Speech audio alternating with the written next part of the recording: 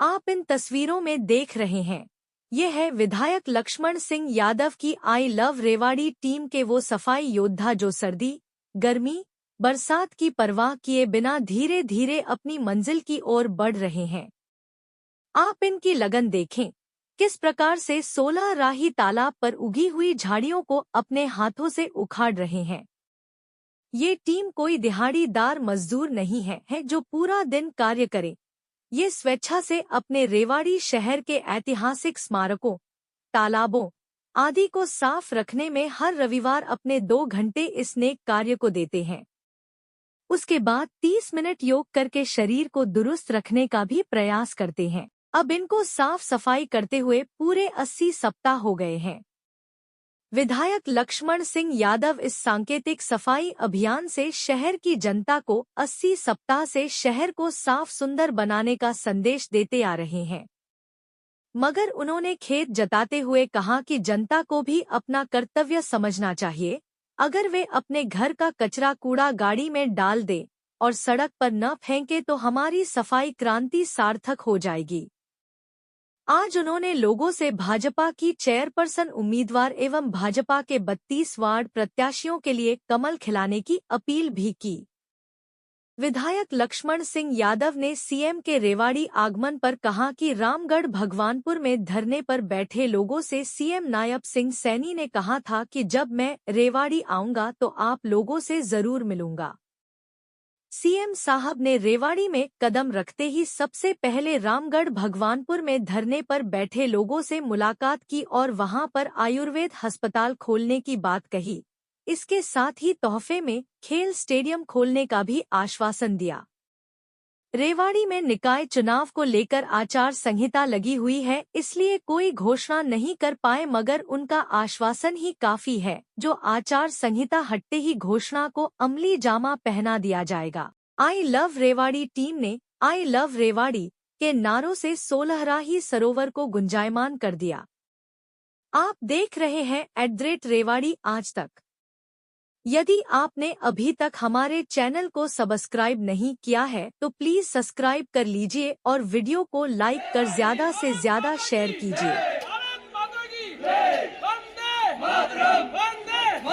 लक्ष्मण जी की सेना की I love Rewari, we love Rewari, I love Rewari, we love Rewari, I love Rewari, we love Rewari. Bharat Mata की जय, भारत माता की जय, वंदे मातरम, वंदे मातरम। I love Rewari, we love Rewari, we love Rewari. Bharat Mata की जय, भारत माता की जय, वंदे मातरम, वंदे मातरम।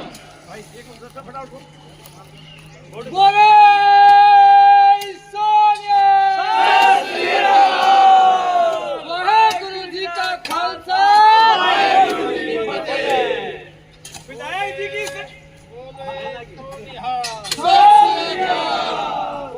देखिए, एक लंबे अरसे से और जो इसमें प्रैक्टिकल कर रहा है उसको पता है कि कितनी समस्याओं के बाद भी ये सब आई लव रेवाड़ी टीम के सदस्य जो है ये अपने सुबह 6 बजे को नहीं भूलते और आज 80वां ये कार्यक्रम है।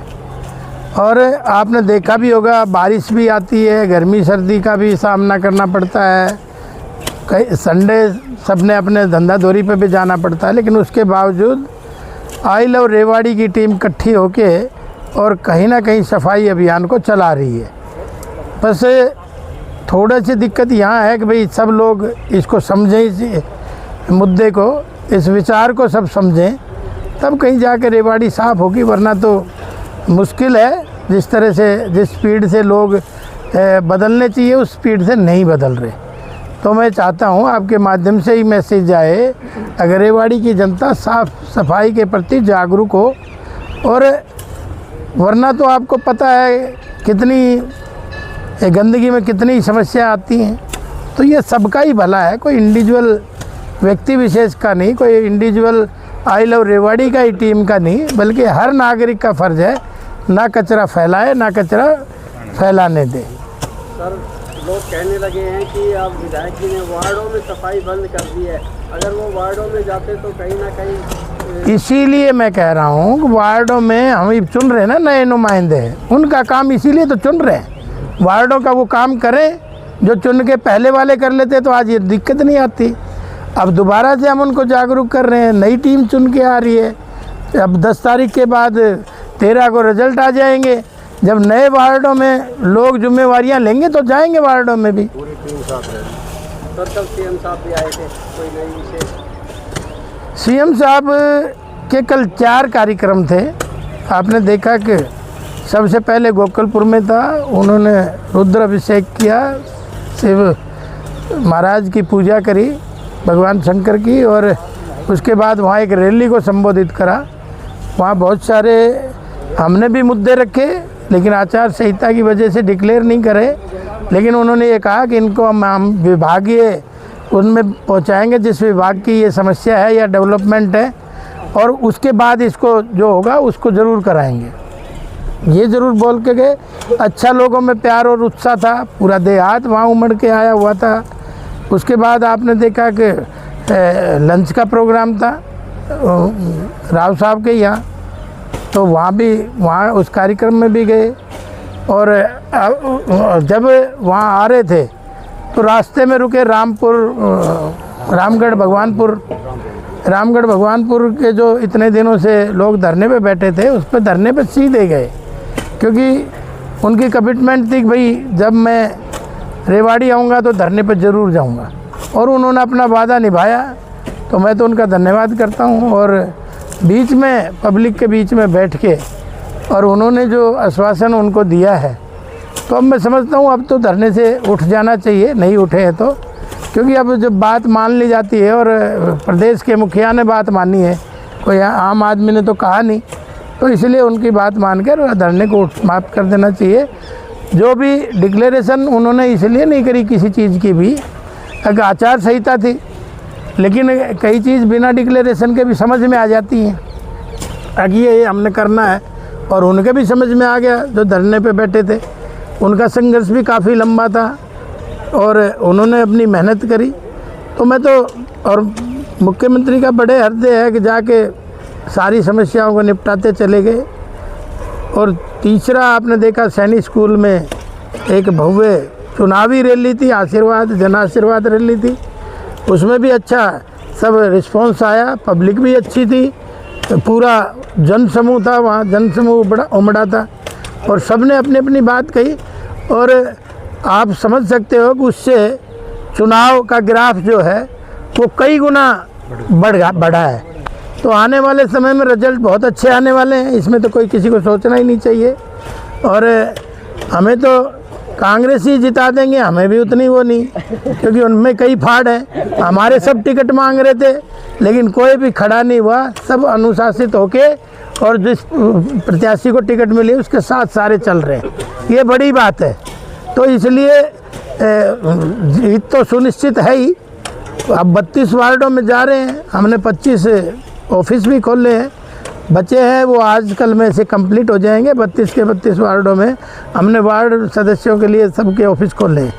और आपने देखा उस रैली के बाद भव्य रैली थी, और उसके बाद फिर धारूहेड़ा गए सीएम साहब, और धारूहेड़ा में तो हुजूम था, सड़कों पे मुंड ही मुंड दिख रहे थे, सर ही सर दिख रहे थे, इतनी भीड़ थी आप ताज्जुब करोगे। क्योंकि मुख्यमंत्री का अट्रैक्शन है, हमारे नेताओं का अट्रैक्शन है, तो इसलिए लोग उनको सुनने भी आते हैं, देखने भी आते हैं।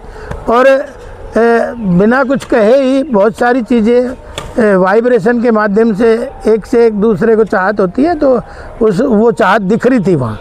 तो मैं समझता हूँ कि धारूहेड़ा भी हमारा कल क्लियर हो गया और यहाँ भी क्लियर हो गया। तो इसमें आने वाली 13 तारीख को रिजल्ट आपको सुनने को मिलेंगे अच्छे, पॉजिटिव। सर अभी आप कह रहे थे कि जिसको टिकट मिली वो ठीक है, जिसको नहीं मिली वो बैठ गया, लेकिन कुछ चेहरे खड़े हो गए थे जिनको निष्कासित कर दिया पार्टी ने, उसको लेकर। मैं तो नगर परिषद चेयरमैन की बात कर रहा हूँ।